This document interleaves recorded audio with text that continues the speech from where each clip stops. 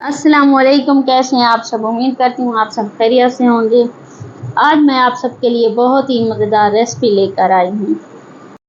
बड़ी ईद करीब है और ईद पर अगर मेन्यू में मटन चॉप्स ना हो तो फिर मज़ा ही कैसा।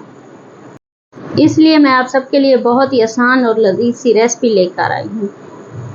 देखिए माशाल्लाह से कितना जूसी और टेंडर से हैं, नरम से। ये आप ईद पर ज़रूर बनाइएगा, बहुत ही मज़े के बनते हैं और बहुत ही आसान है। तो जल्दी से मेरे चैनल को सब्सक्राइब कर लें। बहुत मेहनत से बनाती हूँ ये वीडियो मैं आप सबके लिए। बड़ी ईद के हवाले से मैं और भी मज़ेदार सी रेसिपीज़ शेयर करूँगी आप लोगों के साथ। काइंडली मेरे चैनल को सब्सक्राइब कर लें। रेसिपी शुरू करते हैं। बिस्मिल्लाहिर्रहमानिर्रहीम। मटन चॉप्स 2 किलो अच्छे से सिरके वाले पानी से धो लीजिए।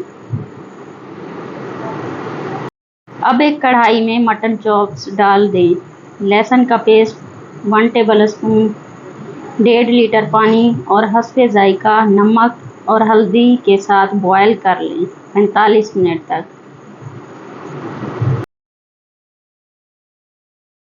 अगर आपने अभी तक मेरे चैनल को सब्सक्राइब नहीं किया तो जल्दी से मेरे चैनल को सब्सक्राइब कर लें और वीडियो को लाइक और शेयर कर दें।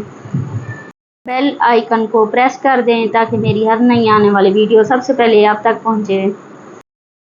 एक बाउल में 2 कप दही, 1 टेबल स्पून लहसुन का पेस्ट, 2 टेबल स्पून तिक्का मसाला, 1 टेबल स्पून सफ़ेद जीरा डालकर अच्छे से मिक्स कर लेंगे और साइड पे रख देंगे।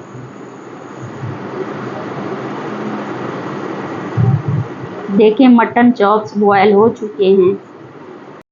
अब हम चॉप्स को दही वाले मिक्सचर में डाल देंगे और आधे घंटे के लिए मैरिनेट कर लेंगे।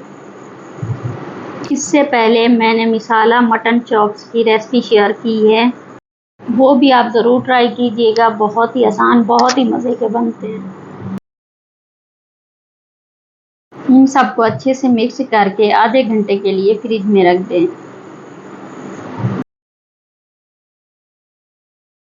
एक पैन में ऑयल डालें और दही वाले मटन चॉप्स को फ्राई कर लें। 2 से 3 मिनट एक साइड से फ्राई करेंगे, 2 से 3 मिनट दूसरी साइड से फ्राई करेंगे। जब दोनों तरफ से अच्छा सा कलर आ जाए तो हम इसको निकाल के रख देंगे। इसी तरह से हम सारे फ्राई कर लेंगे। ये देखिए माशाल्लाह कितना प्यारा कलर आया है। दही वाले मिक्सचर को हम ज़ाया नहीं करेंगे। जो दही वाला मिक्सचर बच जाए उसको भी हम पका लेंगे। एक कढ़ाई में थोड़ा सा ऑयल डालकर उसमें 3 टमाटर की प्यूरी शामिल करें और 5 मिनट तक तेज़ आंच पर फ्राई करें। फिर इसमें दही वाला मिक्सचर ऐड कर दें और अच्छे से मिक्स कर लें। साथ में थोड़ा सा नमक और साबुत धनिया शामिल कर दें। 2 से 3 मिनट पका लें। आप चाहें तो इसमें मटन चॉप्स को इसमें शामिल कर सकते हैं। मैंने ऐसे ही बनाया है, बहुत मज़े के बनते हैं।